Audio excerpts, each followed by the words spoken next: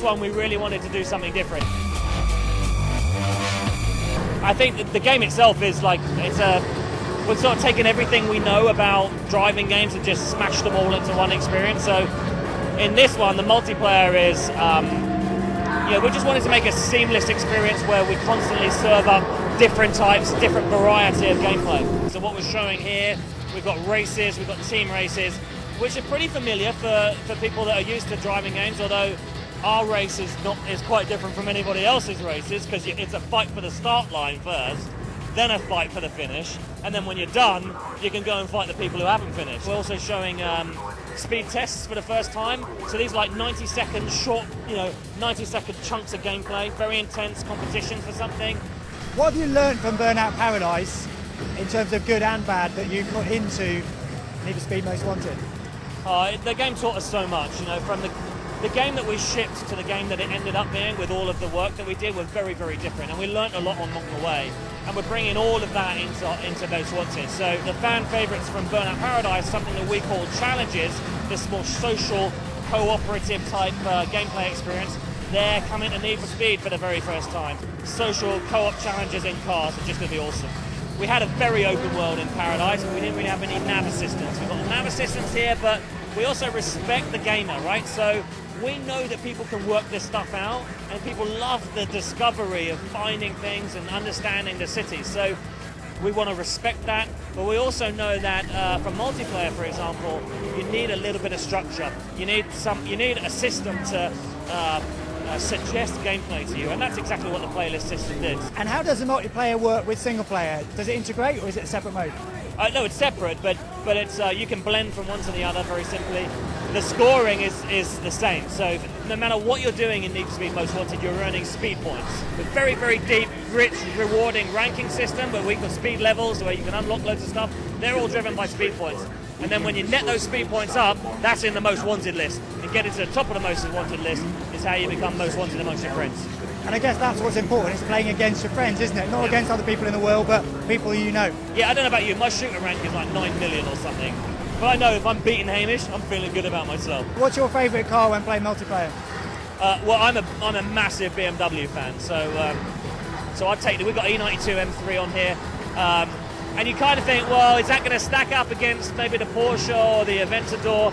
But the great thing about the progression system inside multiplayer is the further I go on, I can unlock mods for the car, so I can upgrade the car. So I can do wheels, suspension, engine, nitrous, bodywork.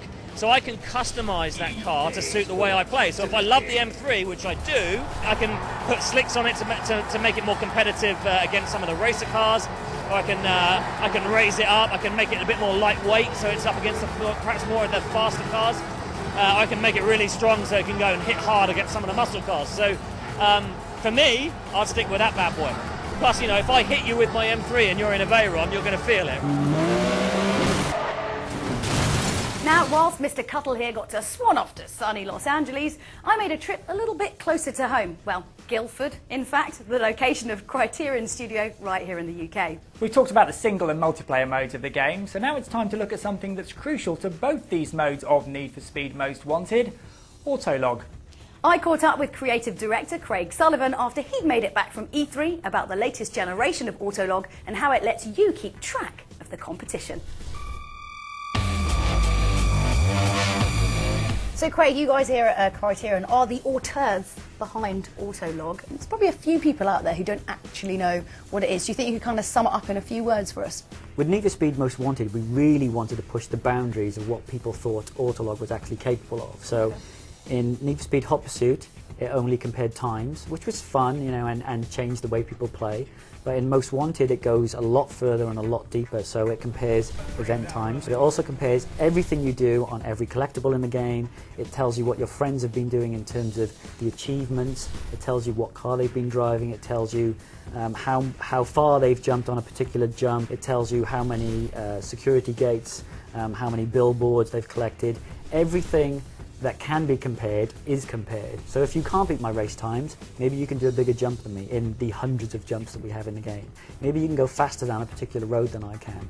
Where there's a competition to be had, Autolog 2 allows you to have it in a seamless and kind of very, very easy to use fashion. So obviously you guys were the first ones to come up with the Autolog feature. What gave you the kind of inspiration and the impetus to make such a device? Well, obviously we play a lot of games in the office, and we're quite competitive at Criterion. I don't know, maybe you get that impression from us. Everybody likes to win, right? If there's a leaderboard, we like to be at the top rather than at the bottom. So we were playing a lot of games. We play a lot of Tiger Woods golf, or actually pretty much anything that we played. And we realised that we were kind of making up competition in the office. We actually had a board that we set up, kind of like the fast lap times on Top Gear, you know that show, right? So we were artificially doing something that we thought should be done in the game. So we thought, rather than me shout across the office that I've just beaten someone's time by 2 seconds, how's about we put a system into the game that tells them automatically whether or not they're actually online right now, tells them that I've beaten their time. So what do you think are some of the benefits of playing, you know, against your friends instead of just that big pool of people that you meet online? I want to play against people who are at my level. I know their name, I've spoken to them recently, and I see their little gamer tag picture in the game. It makes it more personal. So if we do ever get together in the pub, then we can kind of, you know, I can say, I saw the fact that you tried to beat me 60, 100, 150 times, and kind of give you a bit of a ribbing about it. We believe Autolog should be all about doing that friends comparison first, and then leaving the rest of that stuff to the crazy professional hardcore guys who are going to, you know, play the game for 100 hours, you know, in a weekend and be the best in the world. So we've had a look at the single and the multiplayer of the game in depth, and so how's Autolog 2 going to work across these two? In the original version of Autolog, in Need for Speed Hot Pursuit, it only compared your offline single player times. This time around, Autolog 2, bigger, badder, better, compares everything. So when you're playing with lots of your friends in a multiplayer game, Autolog 2 will track everything that you do, the awards that you've won, the upgrades that you've unlocked, the cars that you've unlocked, the upgrades that you've earned, and it will push those out to your friends as well. So when you're looking at that main map screen, the ticker down at the bottom of the map will show you everything that you've done, and underneath that it will show you everything that your friends done in both single and multiplayer. So it's pretty cool. That's it for the Pwn Need for Speed Most Wanted special. And if we've left you suitably excited about this latest addition to the Need for Speed series, you won't have to wait too long to get your hands on it as the game hits the stores on November the 2nd. Between now and then, we'll be bringing you all the latest updates and developments on our regular Pwned and EA Update shows. And don't forget, you can subscribe by hitting the button on screen now. Regular Pwned is back next month. Until then, fasten your seatbelts as we leave you with the trailer for this year's most anticipated racer. We are unrestricted by rules. We are challenged by the unexpected. Most of all, it's about beating your friends.